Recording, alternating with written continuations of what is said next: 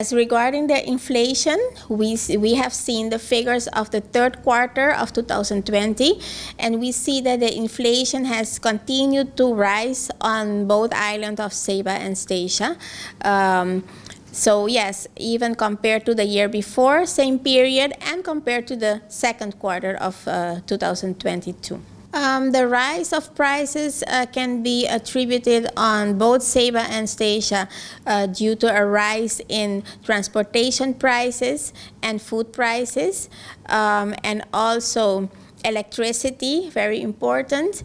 And on Saba, we see that also the airfare has gone up and the price of petrol has also gone up on Saba. We've been following the egg prices also. We see different developments on both islands. On Statia, we see that the egg prices have gone down with 13%. However, on Saba, we see that the egg prices have rose still.